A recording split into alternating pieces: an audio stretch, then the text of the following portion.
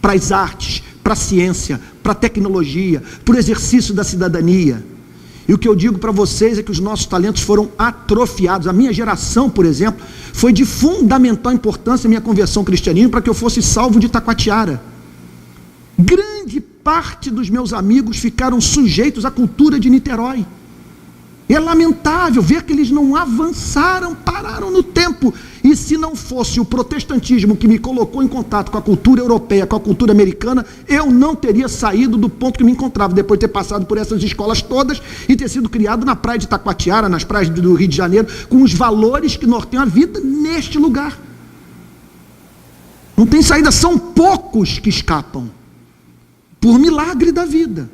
E quando tem oportunidade, se agarram a ela, aí você vai ver um ou outro tocando numa grande banda de rock, tem casos assim, ou sobressaindo num outro campo aí qualquer, no mundo das artes, da tecnologia, da ciência. Isso acontece, mas são milagres. Agora, se passarmos a levar esse país a sério, não tem dúvida que poucos países vão conseguir rivalizar conosco, porque a maior potência quer dizer, nós somos o país do mundo que tem característica similar à maior potência do planeta, e uma das características mais difíceis de uma sociedade obter, que é a heterogeneidade racial.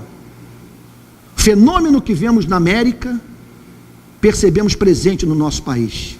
É o Brasil da Gisele Bündchen, dos descendentes de alemão, do goleiro Tafarel, sabe? É o Brasil dos negros, e sabe, dos índios, é o dos portugueses, dos italianos, dos japoneses. Coisa bonita é ver a seleção brasileira perfilada. É um dos aspectos mais belos do nosso país, sabe, de você ver. Por isso que o nosso passaporte é tão caro no mercado negro, porque o brasileiro pode ser louro, pode ser moreno, pode ser negro, pode ser japonês, sabe? Você olha que coisa bonita isso. Vocês imaginem essa heterogeneidade racial, cara, com investimento em educação, com ruas limpas. Agora, o que eu lamento é que há coisas que nós não vamos ver. Aqui pode ser até uma idiosincrasia minha, sabe? Mas, meu Deus, o Brasil teria que ser implodido. O Brasil teria que ser implodido. Nossas ruas são impressionantemente feias. Eu prego, me permitam dizer, no Brasil inteiro. Se você me botar assim, botar uma venda nos meus olhos, põe num avião e me solta em qualquer cidade brasileira, eu não tenho como saber onde eu estou, porque as cidades são iguais em horror. São prédios de gosto impressionantemente infeliz, tudo mal feito, cidades sem praça, com tudo caindo aos pedaços. Olhem para Niterói. Que cidade no mundo pode rivalizar com Niterói em termos de beleza natural? Me mostrem. Em que cidade do mundo vocês vão encontrar uma Baía de São Francisco, um Parque da Cidade, uma Itacoatiara? Agora, como justificar a Avenida Amaral Peixoto? Aquilo só uma bomba. Você tem que jogar uma bomba, explode tudo. Obviamente, pede para todo mundo sair, vamos recomeçar. Olha o subúrbio do Rio, eu botafoguense fanático, agora com esse negócio do Botafogo jogar no Engenhão, conta até com a oração de vocês aí, para a gente não cair para o inferno, né? O inimigo sabe que me perturba, e aí ferra o Botafogo, né? Mas eu passei a ver jogo do Botafogo no Engenhão, e recebo muito convite para pregar no subúrbio. Subúrbio do Rio de Janeiro é o fim do mundo. Um horror, é um horror. Então eu fico pensando até que ponto isso não se reflete no nosso espírito. Aí você recebe um amigo americano, você vai andar com ele, vai mostrar as maravilhas da cidade, ele faz um comentário inocente, sem maldade, gente que ama, sabe, que está aqui porque ama a gente, diz: mas por que vocês não terminam as casas?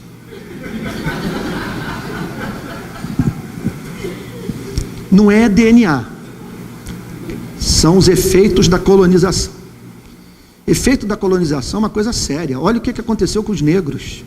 Como explicar você ter mais, quer dizer, da pobreza ser predominantemente um fenômeno do negro? É DNA? Se é DNA, você não teria um Barack Obama, você não teria um Colin Powell e tantos outros que nós poderíamos mencionar. O problema é que você teve uma lei áurea, uma libertação dos escravos que não veio acompanhada de nenhuma política pública para os negros. Eles ganharam liberdade e foram jogados na rua. E isso passou de pai para filho. Sabe, eu vejo isso em alguma extensão na minha árvore genealógica, devido à classe social da minha família, como que foi tudo difícil para a gente. Sabe, é isso. Cuca. Boa noite, pastor. Boa noite, querido. No final da sua exposição, o senhor falou que é dever dos pastores estimular nos membros da igreja a que eles abram os olhos, né, para que eles tenham consciência do mundo que os cerca e para que abracem diversas causas. O senhor vê essa possibilidade dentro da igreja, de forma organizada e coletiva, a igreja respondendo a essas necessidades da sociedade, a essas diversas causas? Ou o senhor acredita que isso é necessariamente, não deve se misturar com a igreja institucionalmente? É possível, mas vai ser difícil. É possível porque Deus é poderoso, porque o Espírito pode vir sobre o vale de ossos secos. É possível porque nós temos gente muito capaz, de muito talento. Por exemplo, estar num encontro como esse, sem o pau quebrar, e eu falando as coisas que eu estou falando, isso em razão dos fatores predisponentes, presentes na vida de vocês, que é o Evangelho, com todos os seus valores, que fazem com que nós cristãos nos mantenhamos abertos para a verdade, estejamos abertos para receber golpes, revermos os nossos pontos de vista. Isso é extraordinário, lidarmos com mais independência com relação às ideologias políticas, por exemplo. Tudo isso é possível. Agora, quais são os obstáculos? Um obstáculo é que, devido à natureza da pregação dos pastores, essa pregação acaba atraindo as pessoas mais bobocas, mais sem vida, mais sem tutano. Dificilmente você vê alguém da área da sociologia, da antropologia, um militante político, um ativista social, se tornando membro de uma das nossas igrejas, porque o nosso discurso, ele tem a tendência de atrair muita gente apática. Não é um discurso que perturba, sabe? É a linguagem do venha para o hospital e não, sabe, aliste-se no exército de Deus, para ser um instrumento de libertação na história. Então esse é um obstáculo. Outro obstáculo é que os pastores estão muito preocupados com o funcionamento da máquina eclesiástica. O sonho deles é de virar um Bill Hybels, um Rick Warren. Isso acontece. E eles também dependem da igreja para viver. Então por isso há uma tendência de fazer com que todas as pessoas entrem na máquina eclesiástica para manter a coisa funcionando sem nenhuma perspectiva pública, sem nenhum trabalho para o lado de fora. Esse é um problema. O outro problema também é que nós entupimos a agenda dos pastores de trivialidades, daquilo que eles não precisavam ou não precisam necessariamente fazer, o que rouba o tempo deles para os livros, para o contato com jornal, sabe, com visita à favela, a fim de que conheça a realidade dos problemas sociais a partir da experiência de campo. Então esse é um obstáculo. Outro obstáculo é lidar com o conservadorismo da igreja. Um outro obstáculo é a agenda a qual todos nós estamos submetidos. A maioria aqui trabalha 8 horas por dia, passa 4 horas por dia no trânsito, 6 vezes por semana. É pedreira. Esse modelo foi engendrado no inferno, numa reunião de os principais demônios reunidos, e um dizendo para o outro: vamos ferrar essa gente. E eles não vão ter tempo para pensar, não vão ter tempo para transar, não vão ter tempo para poesia, para literatura, eles não vão ter tempo para a natureza, sabe? Não vão ter tempo para meditar, para orar, para jejuar, para vigília, não vão ter tempo para nada, só para trabalhar. Sabe? Então, esses são os obstáculos. O obstáculo também de você ter que correr risco de vida, de dependendo da causa que for abraçada, você vai passar a viver com medo, não tem nem dúvida. Você vai ter que entrar em locais, por exemplo, agora o meu filho mais velho falou: papai, meu chamado é para a favela. Eu gelei.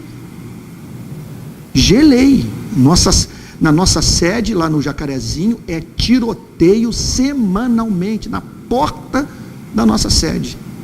Os garotos jogando pedra, foguete nos policiais, os policiais mandando aço.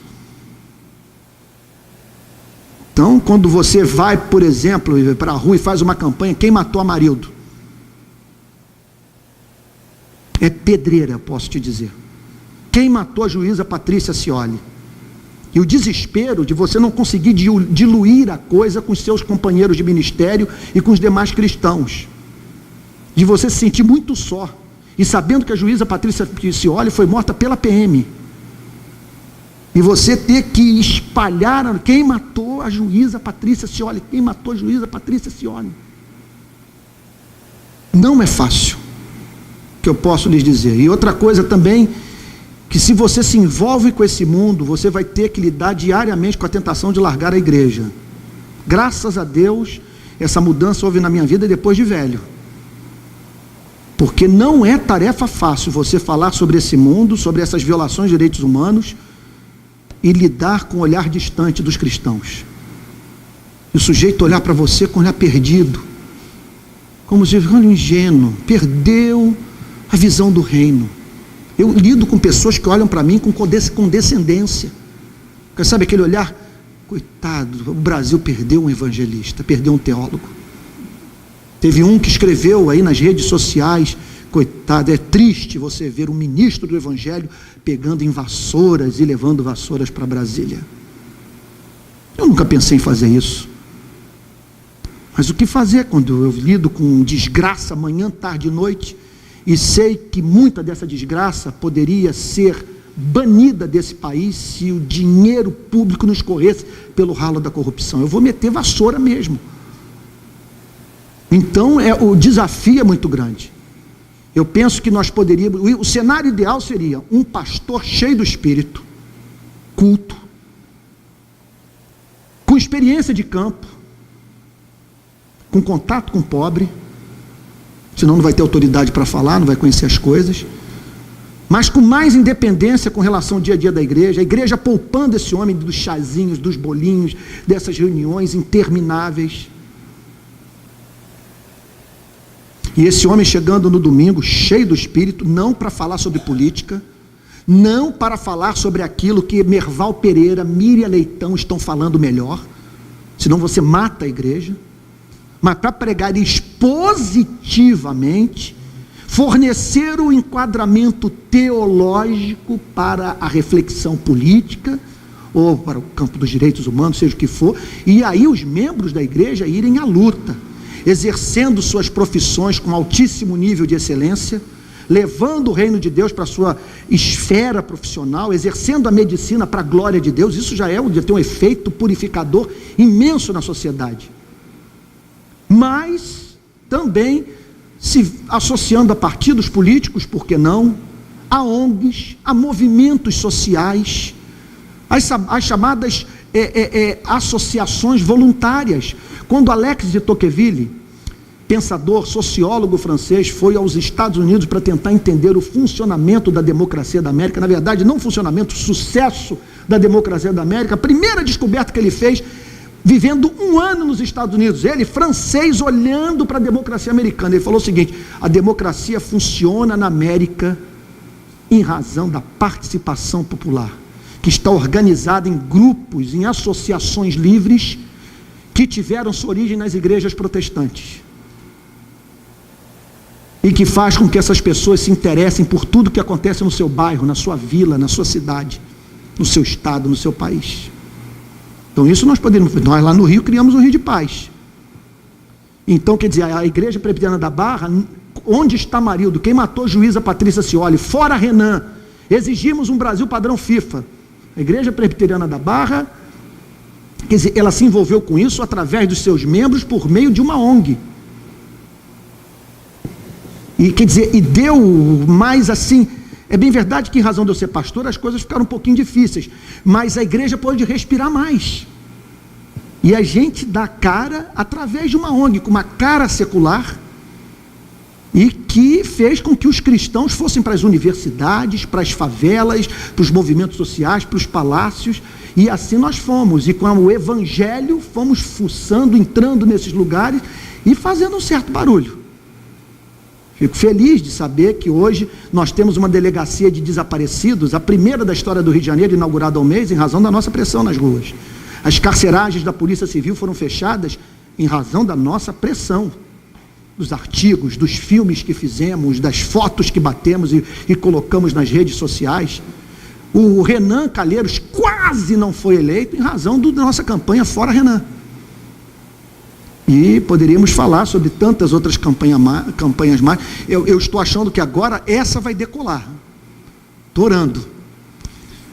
Em nome de Jesus. Em nome de Jesus. Quase batendo o pé aqui com o pentecostal. Essa campanha do queremos metas e prazos.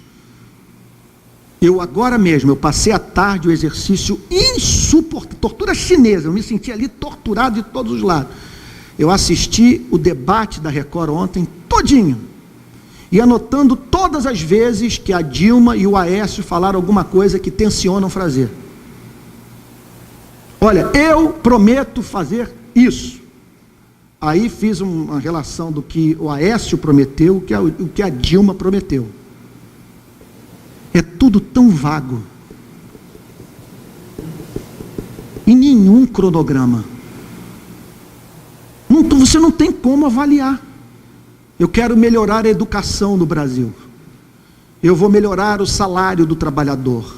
Eu vou unificar eu vou unificar as polícias. Aí você pergunta: quando? Quanto? Como? As perguntas básicas. Os engenheiros aqui, o pessoal da Petrobras, esse não é o beabá?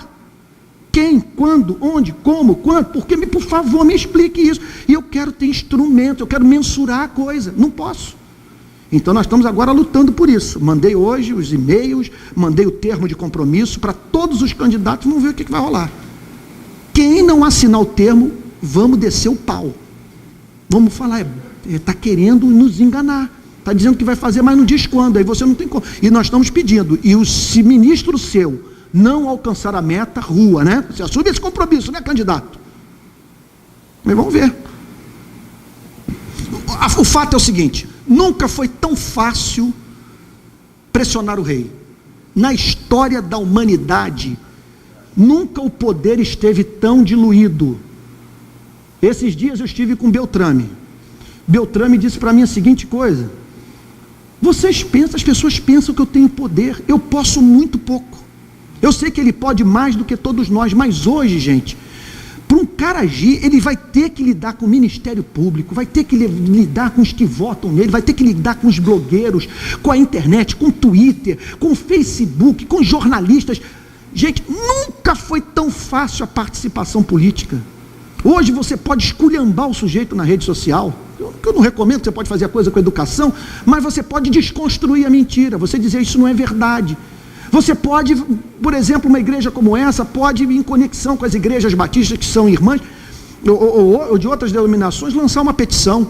E olha, eu te digo uma coisa: pastor Neuber, com uma petição com 1 milhão de assinaturas, ele é recebido por qualquer político nesse país. Ele vai mandar um e-mail, vai mandar o telefonema. Eu deito e rolo nisso, gente. Deito e rolo nisso. Eu não tenho 1 milhão de pessoas seguindo, mas tenho o impacto das manifestações e o apoio dos meios de comunicação. E qual é o temor? Vamos atender esse rapaz, senão esse cara vai fazer uma manifestação contra a gente. Então eu vou com a forma mais doce do mundo. Falo da forma mais educada, é meu representante, mas com um porrete desse tamanho nas mãos, deixando subentendido: se o senhor não me ouviu, eu vou contar para todo mundo. Vou contar. Então, o grande desperdício das igrejas evangélicas é como que nós, tendo tanto povo, a gente usa tão pouco esse poder que os movimentos sociais brasileiros não têm. Nós temos, mas não usamos. Turma, última pergunta aqui do Ezequiel, 10:05. E aí, nós estamos terminando. Eu estou muito grato por essa noite, pelas suas palavras, que leva a nós a uma grande reflexão sobre a nossa vida e o nosso comportamento. Agora, diante desse quadro político que está, onde se vê tanta coisa errada, pessoas perguntam o que a gente acha do voto nulo, diante desse quadro que ninguém acredita em político nenhum e tal. Eu queria ouvir sobre isso. Olha, o voto nulo, eu acho que só poderia ser usado como arma política se houvesse a possibilidade de, com ele, anular uma eleição e dar ensejo a uma reforma política. Nesse atual momento da nossa história, o voto nulo vai representar você deixar de votar no menos ruim. É desperdício. E acho que entre Dilma e Aécio, entre Pezão e Crivella, você tem subsídios para escolher o menos ruim. Então,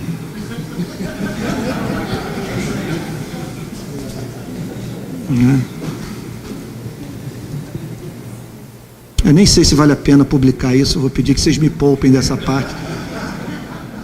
Queria falar mal assim das pessoas, se puder editar isso. Mas é isso, e a luz e sombra para todo lado. O que fazem com o PT, eu acho em parte uma desonestidade. E o que o PT faz com o PSDB, com a Aécio, é também uma grande desonestidade. Estou chegando do Nordeste, estive pregando esse final de semana em Natal. Vai falar para o povo nordestino sobre o PT. Eles tinham fome, gente. Eles morriam de fome.